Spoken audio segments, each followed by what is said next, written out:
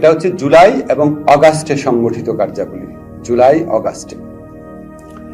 এখন প্রক্রিয়াটা কি হবে? প্রক্রিয়া হচ্ছে, অলরেডি যদি কোনো মামলা হয়ে থাকে, জুলাই গণঅভ্যুত্থানকারীদের বিরুদ্ধে ফৌজদারি মামলা, রাজনৈতিক প্রতিরোধের উদ্দেশ্যে সংগঠিত কার্যাবলীর কারণে যদি কোনো ফৌজদারি মামলা হয়ে থাকে, তাহলে সেই মামলাগুলো প্রত্যাহার করার পদক্ষেপ সরকার নিবে এবং এখন থেকে নতুন কোনো মামলা করা তাদের বিরুদ্ধে জুলাই অগাস্টে সংগঠিত রাজনৈতিক প্রতিরোধের উদ্দেশ্যে সংগঠিত কার্যাবলীর দায় দায়িত্ব থেকে এর জন্য যদি কোনো নতুন মামলা করা হয়, সেই নতুন মামলা করা যাবে না।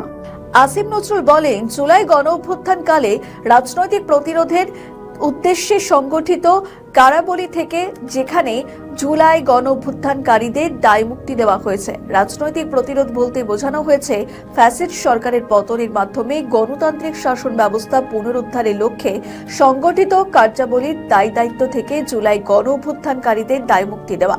তবে তিনি এটাও জানিয়ে দেন, জুলাই অভ্যুত্থানের সময় যদি কোনো হত্যাকাণ্ড ঘটে থাকে যার সঙ্গে জুলাই আন্দোলন সম্পৃক্ত নয়, সেক্ষেত্রে এই অধ্যাদেশের মধ্যে দিয়ে দায়মুক্তি দেওয়া যাবে না। তিনি সুস্পষ্টভাবে জানিয়েছেন, যদি লোভের বশবর্তী হয়ে প্রতিশোধ পরায়ণ এবং সংকীর্ণ স্বার্থে হত্যাকাণ্ড হয়ে থাকে, তাহলে আইনের মাধ্যমে তাকে দায়মুক্তি দেওয়া বা পাওয়া যাবে না।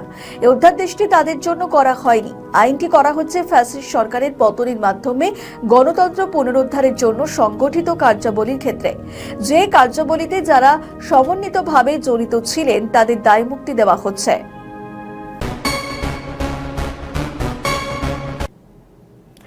বাংলাদেশের নির্বাচন আগামী 12 ফেব্রুয়ারি। পদ্মাপাড়ে বেশ জোরেই বইছে ভোটের হাওয়া। নির্বাচন কমিশনে এখন চূড়ান্ত ব্যস্ততা। আসন্ন নির্বাচন নিয়ে তদারকি সরকার প্রধান বেশ চাপে। ঘরে তিনি যেমন চাপে রয়েছেন, চাপ আসছে বাইরে থেকেও। আন্তর্জাতিক মহল থেকে তদারকি সরকারকে এই বার্তা দেওয়া হয়েছে যে ভোট মুক্তিমূলক, সব রাজনৈতিক দলের অংশগ্রহণ জরুরি, আর সেই সঙ্গে প্রতিটি নাগরিক যাতে তাদের ভোটাধিকার প্রয়োগ করতে পারেন সেটাও তদারকি সরকারকে নিশ্চিত করতে হবে। জাতিসংঘ জানিয়ে দিয়েছে তারা কোনো প্রতিনিধি দল পাঠাবে না। না পাঠালেও 12 ফেব্রুয়ারি পদ্মাপাড়ে কি হচ্ছে সেদিকে যে তাদের কড়া নজর থাকবে তা নিয়ে কোনো সন্দেহ নেই। নজর থাকবে আমেরিকার। 12 ফেব্রুয়ারি ভারতের চোখ থাকবে পদ্মাপাড়ে। পদ্মাপাড়ের ভোট নিয়ে গত বছর বেশ কয়েকটি জনমত সমীক্ষা করা হয়েছিল, আর সেই সব সমীক্ষার রিপোর্টে দেখানো হয় আওয়ামী লীগ আরো বেশি সংখ্যক আসনে জয়ী হয়ে ক্ষমতায় ফিরতে চলেছে। দ্বিতীয় স্থানে থাকবে জামায়াত। তবে জিয়ার মৃত্যুর পর জাতীয় রাজনীতির চিত্র বদলে গিয়েছে। ধরে নেওয়া হচ্ছে বিএনপি ক্ষমতা ফিরতে চলেছে, আর সেক্ষেত্রে প্রধানমন্ত্রী হতে চলেছেন। এদিকে অনেক টানাপোড়েন, যেখানে দেন দরবার এবং শেষ মুহূর্তে টানা বৈঠকের পর জামায়াত ইসলামীর নেতৃত্বে 10টি দল নির্বাচনী সমঝোতায় পৌঁছেছে। জোটের নাম দেওয়া হয়েছে 11 দলীয় নির্বাচনী জোট। ইসলামী আন্দোলনের সঙ্গে আসন রফা না হওয়ায় 47টি আসন ফাঁকা রেখে 253টি আসনে প্রার্থী দেওয়া হয়েছে। বাংলাদেশ জামায়াতে ইসলামী এককভাবে লড়বে 179টি আসনে।